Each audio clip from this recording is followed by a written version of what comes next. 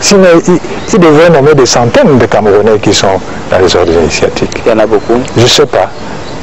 Une des règles, c'est que si vous êtes dans un ordre initiatique, et si vous êtes avec moi, je n'ai pas le droit de dire que vous y êtes, par respect de votre personne. Si bien que vous apprenez beaucoup de principes, mais qui sont des valeurs. Il ne faut pas confondre cela avec, comme je disais, l'occultisme. Donc si l'ouvrage est obligé de le préciser. Malgré cela, il y en a qui s'obstinent à prendre le mysticisme pour l'occultisme. Alors pour vous, la rose quoi, c'est quoi? C'est un ordre initiatique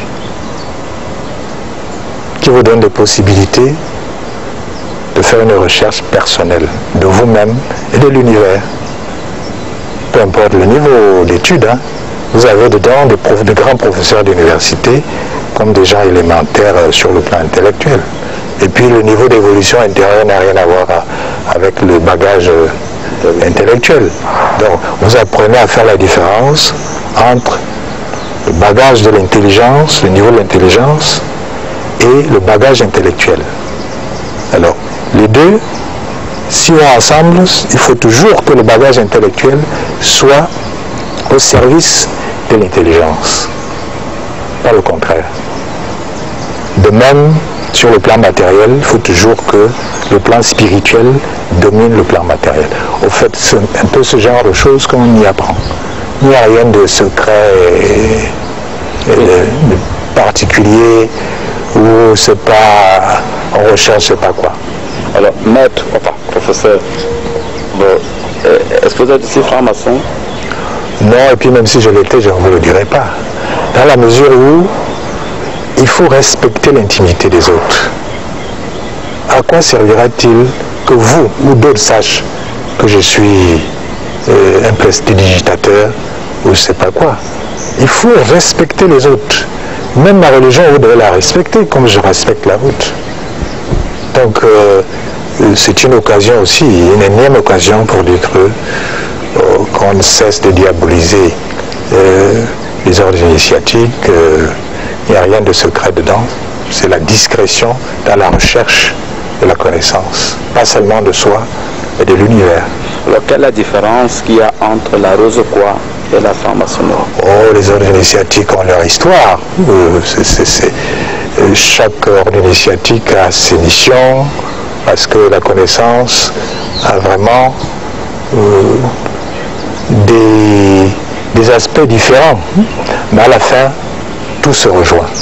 Si, par exemple, la franc-maçonnerie insiste beaucoup sur la réflexion, un ordre comme l'ordre de Rosicruciens à mort insiste sur la méditation, sur la contemplation, mais à la fin, c'est la recherche de la connaissance où on retrouve d'un côté l'amour, avec A majuscule, et d'un autre côté la connaissance.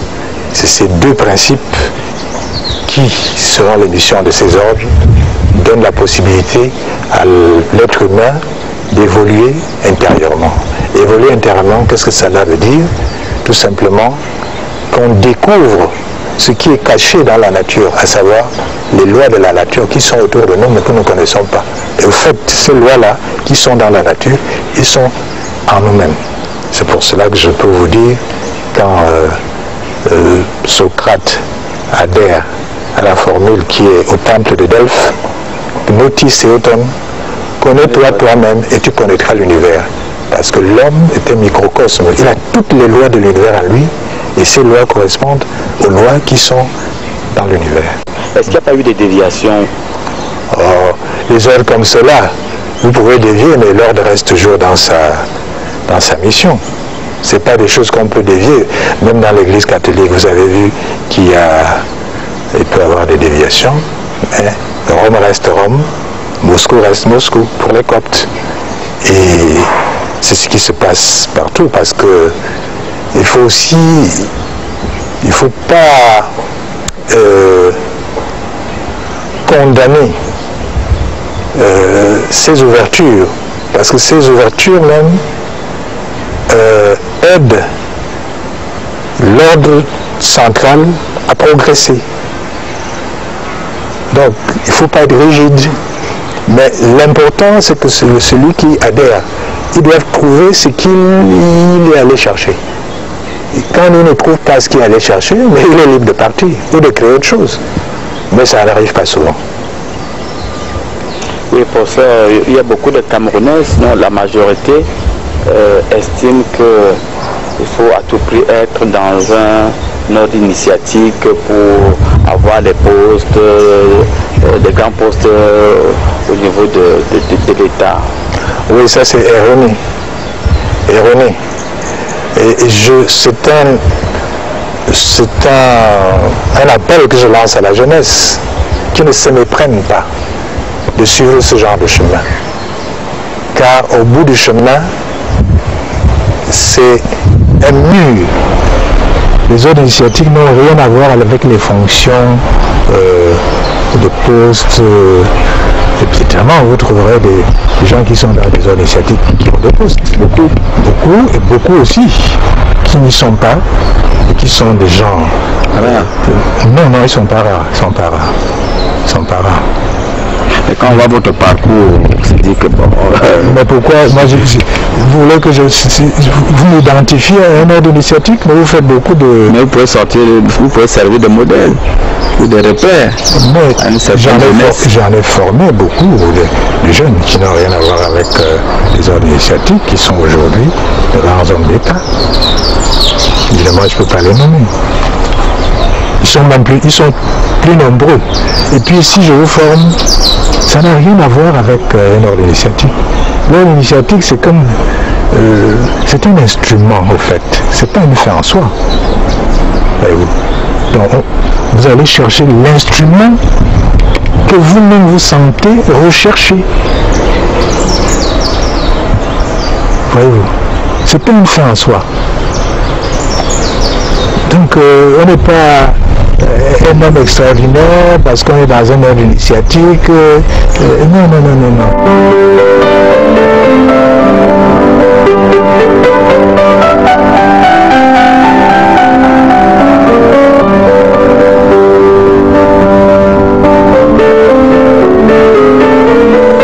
Dans son village de Simbok, devenu en quelques années un quartier de Yaoundé, le professeur Titus Edjoa a eu l'idée lumineuse d'aménager un cadre conforme à sa vision de la vie, c'est-à-dire simple et tranquille, sans ostentation aucune. J'ai intégré ce lac comme bassin d'eau naturel dans le domaine. Et que représente l'eau pour l'initié que vous êtes? Non, c'est pas par rapport à l'initiation, c'est par rapport à la nature. Parce que vous êtes en harmonie avec la nature. Avec la nature, avec soi-même, parce que la plus grande partie de notre corps est constituée de plus de 75% d'eau. Donc c'est normal que l'eau vous attire et que vous attirez l'eau vers vous. Le lac s'est construit en même temps que la villa. C'est pas le château? Oui, auquel j'ai donné le nom de château, je vais vous l'expliquer tout à l'heure. C'est-à-dire pendant qu'on construisait le château, ce lac était rien que du marécage. J'ai lagué le marécage et c'est ce marécage qui au fait de l'humus que mon épouse a utilisé pour créer tout ce grand jardin que vous voyez.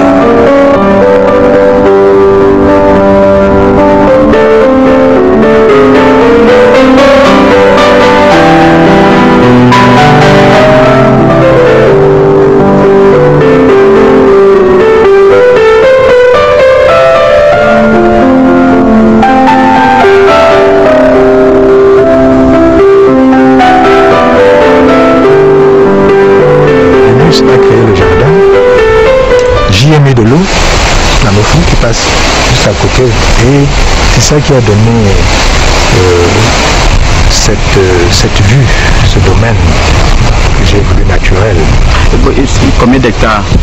À peu près 3 hectares et demi à peu près. Alors comment ce domaine est né dans l'esprit de quelqu'un, dans l'imaginaire de quelqu'un? Oui, c'est un peu la projection de ce que je pense être. Je l'ai fait d'une façon spontanée. Je n'ai pas invité les paysagistes, je l'ai fait comme je sentais au fur et à mesure. Avec les conseils de mon épouse, on a créé quelque chose qui nous paraissait bien. Ça a duré combien de temps? 10 ans. 10 ans. Ça coûtait cher, très cher. Au fur et à mesure, on ne se rend pas compte, mais si on fait le plan, peut-être cher, mais programmé. Parce que par exemple, la villa est faite de briques de terre cuites. Et j'ai créé une briqueterie. Et ces briques, c'est la terre de Simbok qui a construit la villa. Et puis vous pouvez voir ce beau carreau, c'est ces mêmes briques qui ont créé. C'est-à-dire... Il est sur pilotis, c'est un peu rare. Ah oui, c'est sur pilotis. C'est chinois ça? Oui, c'est un ami chinois, l'ambassadeur chinois d'alors, qui me l'a conseillé. Donc voyez-vous, c'est quelque chose de construit, c'est viscéral, c'est pas un mimétisme. On est là chez nous parce que chaque pierre, chaque fleur a été plantée par nous-mêmes. Il y a les palmiers, il y a même une petite forêt. Une petite forêt vierge, même de l'autre côté, c'est toujours Simbok, hein, c'est toujours chez moi. Mais bon, ça c'est... Pour le moment, je crois que ça me suffit. Mais bon, on est... Tout en étant en ville, on est au village. Alors vous plongez souvent là Ah oui, là vous me faites sourire aussi. Il y a eu des anecdotes. On disait qu'avec mes pouvoirs occultes, j'avais la capacité de plonger sous le lac et d'aller déguster le vin et tout ça. Mais vous voyez, c'est toujours de la cabale. Bon, je ne sais pas si on peut plonger sous un lac et aller déguster, mais bon, je le leur concède. Si on me donne ce pouvoir, il ne faut pas refuser le pouvoir, même si vous n'en avez pas. Si on vous le donne, il faut seulement mieux utiliser le pouvoir. Et sinon, c'est un lieu d'inspiration pour vous, de méditation? Alors, c'est pour cela donc que j'ai donné le nom de Château du Graal.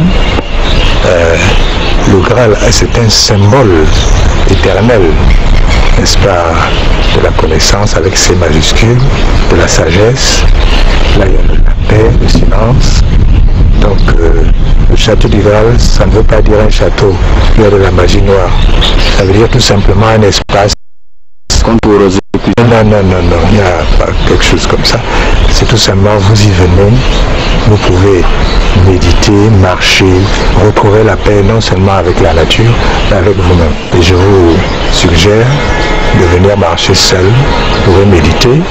Vous pouvez méditer, c'est une retraite en soi pour se revoir. C'est pas des choses inventées, ça existe depuis des millénaires. Donc il ne faut pas privilégier la logorie, c'est-à-dire le bavardage inutile. Quand j'étais au petit séminaire au collège Liberman, on nous a appris à nous retirer. La retraite, on la faisait la dernière semaine de Pâques, c'est-à-dire entre le dimanche des Rameaux et la journée de Pâques.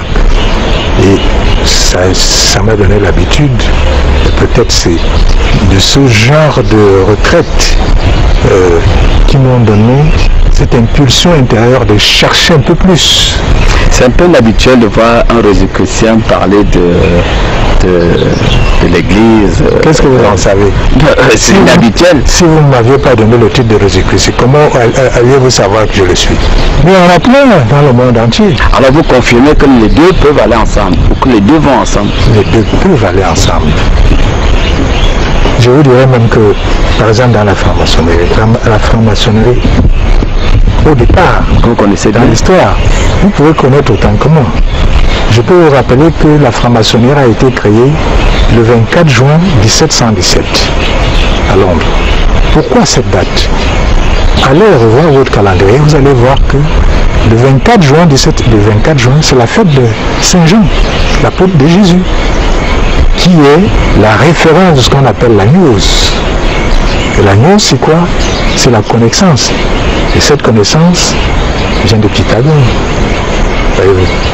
Donc, être franc-maçon ne veut pas dire qu'on est contre Dieu. être initié dans un initiative ne veut pas dire mettre bien un temps pour détruire l'église ou quoi que ce soit. Qu'on est avec Dieu, qu'on est avec l'église. Vous-même, vous êtes avec Dieu. Pourquoi voulez-vous que ce soit un autre Dieu qui vous amène à vivre? Il faut chercher bien en vous. Ça, c'est la ligne des ordres initiatiques. Et pourquoi pas dans les religions? Dans la religion catholique, quand on prie, par exemple, lorsque vous aviez 5 ans, l'image de Dieu que vous aviez, je suis sûr, j'ai la certitude que ce n'est pas la même que vous avez aujourd'hui. Alors, c'est le même Dieu ou c'est un Dieu différent? Cela dépend de vous. Ouais, c'est tout ça qui fait l'homme. Et dans nos pays, il faut laisser la liberté, que les gens puissent exprimer ce génie intérieur. Ce génie intérieur n'est rien d'autre que le Dieu qui nous habite. Oui, je crois. C'est certainement ce même Dieu qui l'a habité et qui l'a inspiré tout le temps qu'il a passé aux côtés du président Paul Biya pour comprendre que lorsque vous êtes à côté du président, la première sagesse à intégrer, ne vous considérez jamais comme son ami. Parce que d'abord, vous ne l'êtes pas. Et que si vous étiez même son ami, vous ne l'aideriez pas comme il se devrait. J'ai été, et ça a été un honneur pour moi, d'être un très proche collaborateur, dévoué et honnête, mais qui reste libre dans ses pensées. D'ailleurs, pour l'aider, je dois être libre. Et c'est ça qui s'est passé. Coréam. Alors quand on est un proche collaborateur du chef de l'État, il faut avoir beaucoup de personnalité ou alors être un béni oui-oui. Je ne sais pas ce que vous entendez par beaucoup de personnalité. Je pense tout simplement... Il faut savoir le dire la vérité quand il le faut. Oh, est-ce que vous avez la vérité? Il faut être honnête. Honnête, qu'est-ce que cela veut dire? Si vous demandez un avis, vous donnez le vôtre, même s'il ne le suit pas. Si vous avez quelque chose à lui dire, il faut le dire avec respect pour qu'il puisse avoir des éléments pour prendre des décisions. Si alors vous traitez les dossiers, ce n'est pas lui qui va traiter les dossiers à votre place. Vous devez être un homme d'État consciencieux qui applique les règlements et la loi. En faisant ça, vous êtes propre et vous êtes heureux de lui rendre service et de rendre service à l'État, au pays.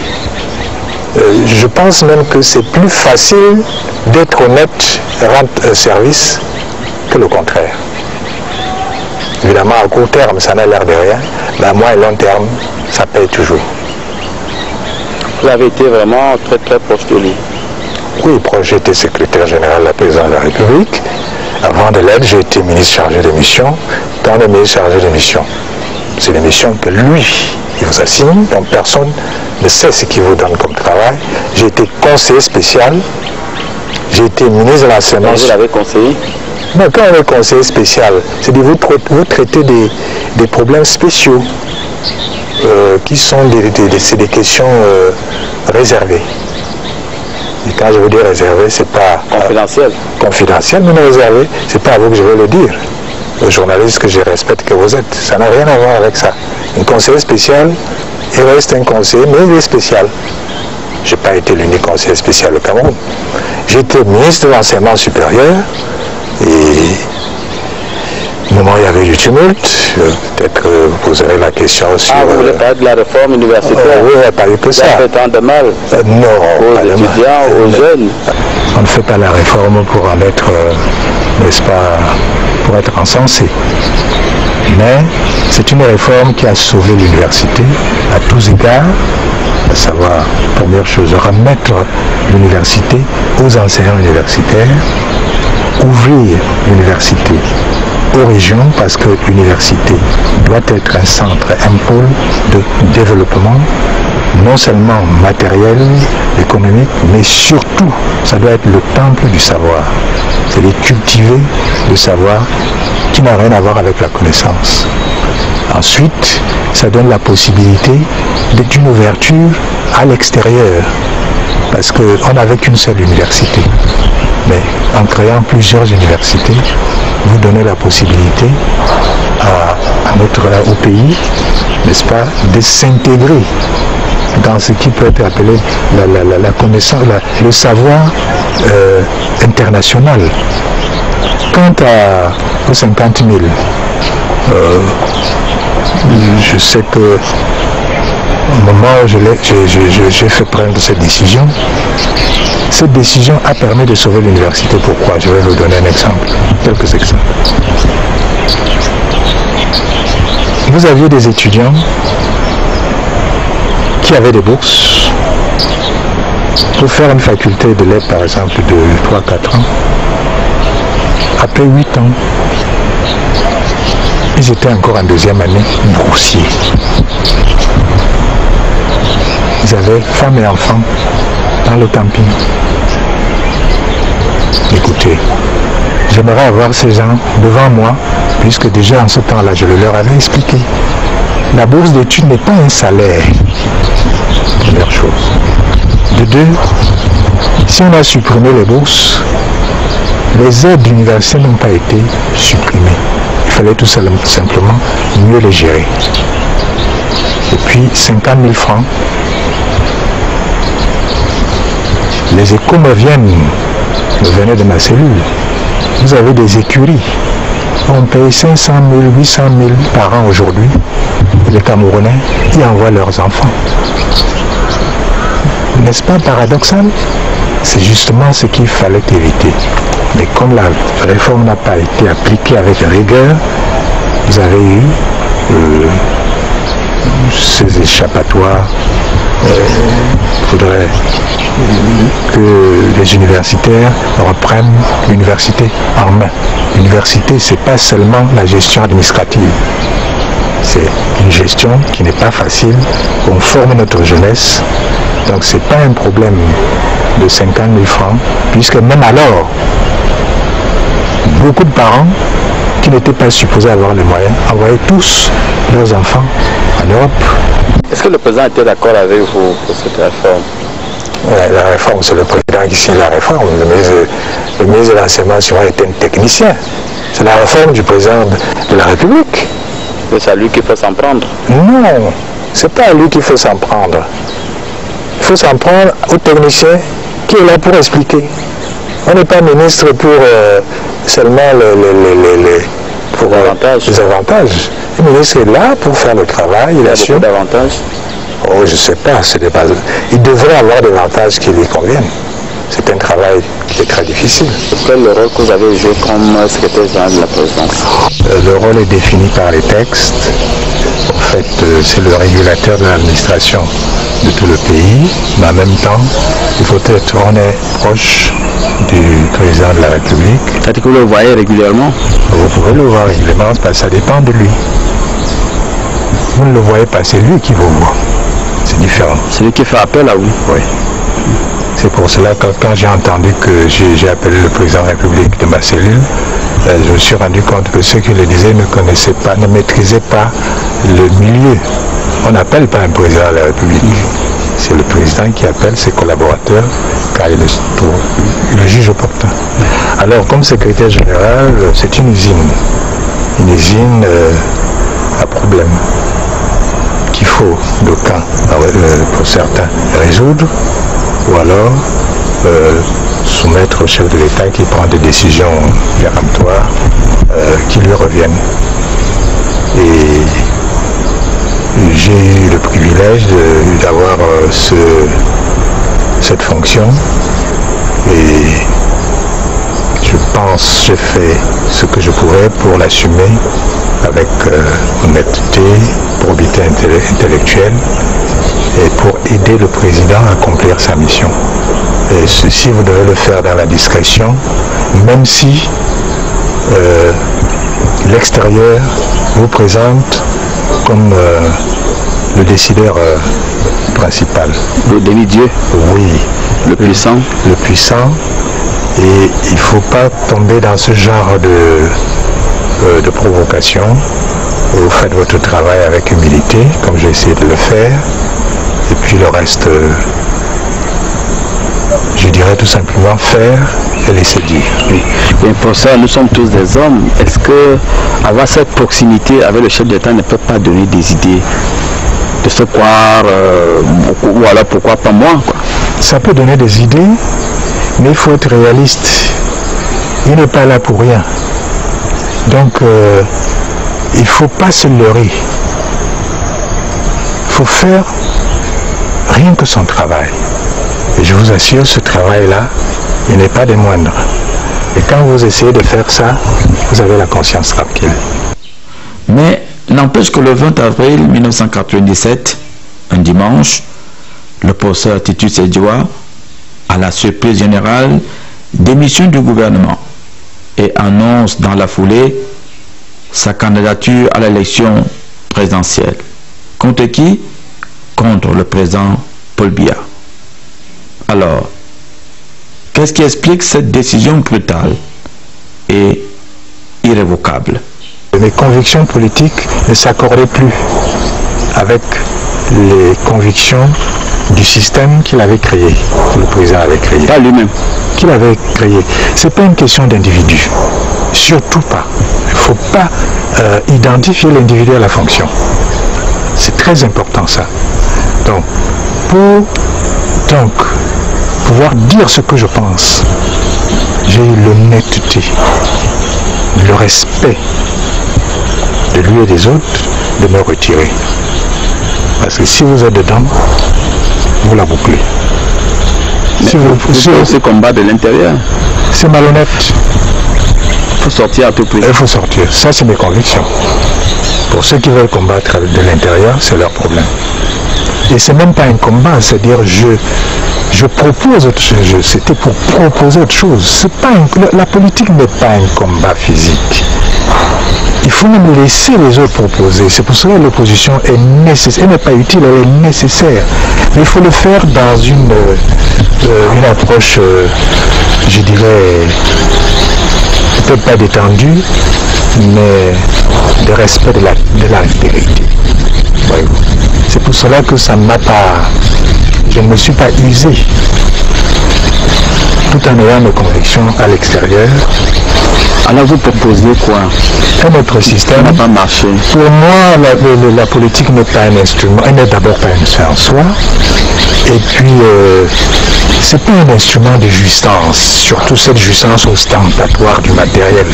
Ça, je ne peux pas supporter ça. Alors c'est quoi le système? Alors le système que moi je souhaiterais, ce système, j'entends par politique, d'ailleurs il y a un chapitre dans l'ouvrage. Pour moi, la politique doit être dirigée d'abord par une utopie, c'est-à-dire un rêve, un idéal. Et cet idéal doit se concrétiser dans des projets de société qui doivent se cristalliser dans des programmes très précis. Et ceci, la politique devient donc un instrument qui ouvre et qui donne les chances à chaque individu sur tous les plans, à savoir le plan matériel, le plan mental, psychologique et le plan spirituel. C'est-à-dire que la politique doit englober tout ça. Donc créer ces ouvertures, ces canaux qui permettent à l'être individu d'être épanoui. S'accomplir. Voilà. Alors vous voyez, je ne peux pas être d'accord avec le contraire de cela. Ce que je veux dire là, c'était mes convictions même avant les 17 ans. Elles restent les mêmes. Alors beaucoup ont estimé que le président vous a appelé à ses côtés et puis finalement vous l'avez trahi. Alors vous êtes un traître? D'abord, je ne veux pas spéculer sur le mot trahison. S'il y avait même eu un accord entre moi et le président, est-ce que vous le savez? Comment pouvez-vous dire que j'ai trahi l'accord? Pour trahir l'accord, il faudrait que vous soyez au parfum. Vous avez trahi l'amitié? Je vous ai dit que je n'ai jamais été l'ami du président. La relation? La relation, même pas, parce que cette relation est basée sur le respect. Et ce respect reste intact. Mais pour répondre à votre question, ce n'est pas une question de trahison. La politique, ce n'est pas une affaire de cœur. La politique, c'est une affaire de raison. Voyez-vous. Dans la raison, on ne trahit pas. C'est au cœur qu'on trahit. Et pour être honnête, à supposer même que vous soyez mon ami, si je ne vous dis pas ce que je pense, alors que vous me le dites, je ne suis plus un ami. Mais le problème n'est pas à ce niveau-là. Et lorsque vous êtes un ami, c'est sujet et sujet. C'est pas sujet et objet. Comme dans la passion. Vous trouverez ça dans le